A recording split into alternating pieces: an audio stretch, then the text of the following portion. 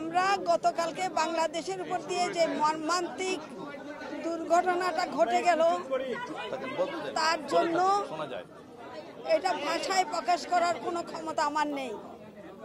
আমি গতকালকে যখন বাংলাদেশ চক্ষু হাসপাতালে আমার চোখ অপারেশন করতে গিয়েছিলাম, ওখান থেকে ফিরে এসেই খবর পেলাম, টেলিভিশনে দেখলাম, ওখান থেকেই ছুটে গেলাম সিএমএইচে। ওখানে ব্রিগেডিয়ার সুলাইমান জানালেন 11 জন ওরা ব্রড ডেথ এনেছে, আরও 17 জন এসছে, তার মধ্যে 2 জন মারা গেছে ইনক্লুডিং ক্যাপ্টেন সহ। তারপরে ওখান থেকে আমরা আসলাম, ওখানে আমি দেখলাম এটা অবর্ণনীয়। তাদের দেহ, তাদের আত্মীয় স্বজনের এটা ভাষা প্রকাশ করা যায় না। সিএমএস থেকে আসলাম বার্ন ইনস্টিটিউটে, লোকারণ্য, যেটা মনে হচ্ছিল এখানে অ্যাম্বুলেন্স ঢোকানোটাই বড় একটা ঝামেলা হয়ে যাচ্ছে, কারণ ওদেরকে যখন নিয়ে আসছে সবাই উৎকণ্ঠা সেরকম আমরা বুঝতে পারছি, কিন্তু এই ভিড়টা কম হলে আমাদের রোগীদের আনতে সুবিধা হতো। তো আজকে পর্যন্ত আমাদের যে তথ্য সেটা হলো 29 জন মারা গেছেন। এই ব্যাপারে আরও বিস্তারিত তথ্য আমার সহকর্মী খসরু দেবে। আসসালামু আলাইকুম। আমরা জাস্ট বলেছি যে আমরা স্পষ্ট করতেছি জিনিসটা। আইএসপিআর এর আমাদের এইখানে আসার আগে আমরা আইএসপিআর এর সাথে কথা বলেছি। আইএসপিআর এর তথ্যে যে একটি হাসপাতাল অন্তর্ভুক্ত হয়েছে সেটা হচ্ছে লুবনা। যে হাসপাতালের তথ্য সম্পর্কে আমরা এখানে আসার আগ মুহূর্তে তাদের সঙ্গে যোগাযোগ করেছি, তাদের ওখানে তাদের হিসেবে তাদের রেজিস্ট্রিতে কোথাও কোনো ডেথ নেই, কিন্তু ওনারা মুখে বলছেন যে সেখানে 2 জন শিশু ব্রড ডেড ছিল, যাদেরকে তাদের অভিভাবকরা নিয়ে এসছেন। ওই 2 জন আসলে ওর পরবর্তীতে কোনো হাসপাতালে আসেননি বিধায় আমাদের কোনো হাসপাতাল ব্যবস্থাপনায় ওই 2 জনের রেকর্ড পাওয়া যাচ্ছে না। আমরা আশা করব আপনাদের মাধ্যমে ওই যারা লুবনা হাসপাতালে যেই 2 জন শিশু মারা গিয়েছেন সেকে লুবানা, ওইখানকার অভিভাবকদের আমরা অনুরোধ করবো যেন ওনারা আমাদেরকে এই নামগুলোকে অন্তত এই তালিকাভুক্ত করার জন্য সাহায্য করেন। এছাড়া একটি পার্থক্য হয়েছে উত্তরা আধুনিকে, আমরা বলেছিলাম সেখান থেকে একজন মৃতদেহ সেখানে নিয়ে যাওয়া হয়েছে সিএমএইচে। ওই সংখ্যাটি নিয়ে আমাদের সঙ্গে আইএসপিআর এর তথ্যে পার্থক্য হয়েছে। আমরা বলেছি 15 জন, আমরা আসার আগে নিশ্চিত হয়েছি সিএমএইচে 15 জনের এই মৃতদেহ আছে, যদিও আইএসপিআর এর তথ্যে সেখানে 16 জন বলা আছে। তো আমরা আপনাদের অনুরোধ করব যে তথ্যের পার্থক্যগুলো দূর হতে হয়তো একটু সময় লাগবে, যেহেতু মৃতদেহ এবং দেহাবশেষ নিয়ে আমাদের কিছু পার্থক্য আছে।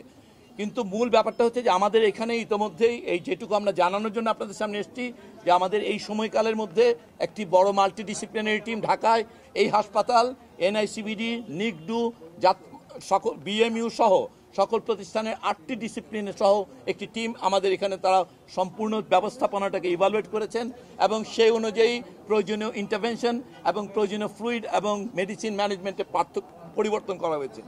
ইতিমধ্যে আমাদের সঙ্গে এই হাসপাতালের সঙ্গে যাদের এমওইউ আছে সিঙ্গাপুর জেনারেল হসপিটাল, তাদের সঙ্গে যোগাযোগ করা হয়েছে হাসপাতাল থেকে, তাদেরকে কেস রিপোর্ট পাঠানো হয়েছে।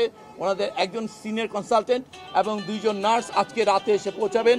আমরা আশা করি যে ওনারা আগামীকালকে থেকেই এই টিমে ওনারা জয়েন করতে পারবেন।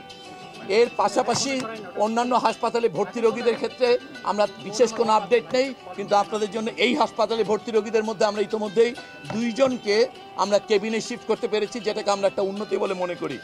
এছাড়াও আমাদের এইচডিইউতে থাকা এই মাল্টিডিসিপ্লিনারি ইভ্যালুয়েশনে অন্তত 10 জনকে ওনারা শঙ্কামুক্ত বলে বলেছেন। এই অতএব আমরা যেটুকু বুঝতে পারি আমাদের এখানে যারা চিকিৎসাধীন আছে তাদের মধ্যে 2 জন মোটা থেকে কেবিনে শিফট করার মতো এবং মাল্টিডিসিপ্লিনারি ইভ্যালুয়েশনে 10 জনকে শঙ্কামুক্ত বলে আমরা মনে করি। বাকি 30 জন এখন গ্রে আউট লাইনে বা একটা অস্পষ্ট জায়গায় আছে, যার মধ্যে 10 জনকে আমরা মনে করছি এখনও শঙ্কার মধ্যে আছেন, বাকিদের মাঝামাঝি জায়গায়। সো এই হচ্ছে মোটা থেকে আমাদের অবস্থা। আমরা আশা করি যে আমাদের এখান থেকে দেশের সর্বোচ্চ সকল বিশেষজ্ঞদেরকে এটার সঙ্গে যুক্ত করা হয়েছে এবং বিশেষ করে শিশু বিশেষজ্ঞের সকল ব্রাঞ্চ এখন এই টিমের সঙ্গে যুক্ত, যেহেতু প্রধানত রোগীরা শিশু। এইখানে আপনারা এই কালকে আমরা একটু আগে যে তথ্য দিয়েছিলাম সেখানে যে 2 জন শিক্ষকের কথা একজনও বলা হয়েছিল, সেটা 2 জন শিক্ষক হবে আসলে। আরেকজন শিক্ষক আমরা পেশা নির্বাচন তখন জানা ছিল না, আমরা উল্লেখ করতে পারিনি। ওই হাসপাতালে ওই স্কুলের 2 জন শিক্ষক আসলে ইতিমধ্যেই মৃত্যুবরণ করেছেন। এই হচ্ছে আমাদের দিক থেকে আপডেট এবং সংশোধন।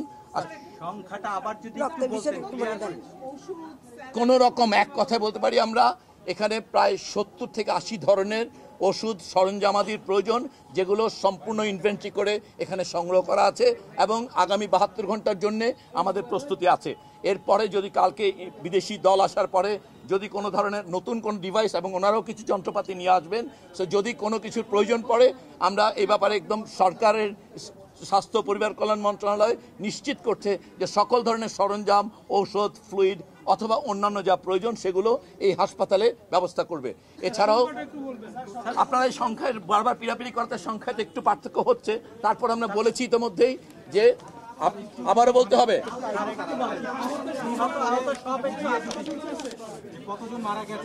আমরা এই কথাটা বলেছি। এই মুহূর্তে হাসপাতালে ভর্তি আছে 69 জন ভর্তি আছে সব হাসপাতাল মিলে। তার মধ্যে একটা চেঞ্জ হচ্ছে, সেই জন্য আমরা এই কথাগুলো বারবার বলছি যে ঢাকা মেডিকেল কলেজে 3 জন ছিলেন যারা এই হাসপাতালে এসেছেন।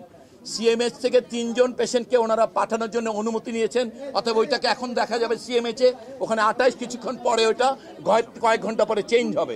অতএব এই সংখ্যাটা একেবারে স্ট্যাটিক না, আবার একজন পেশেন্ট বাসায় চলে গেছে।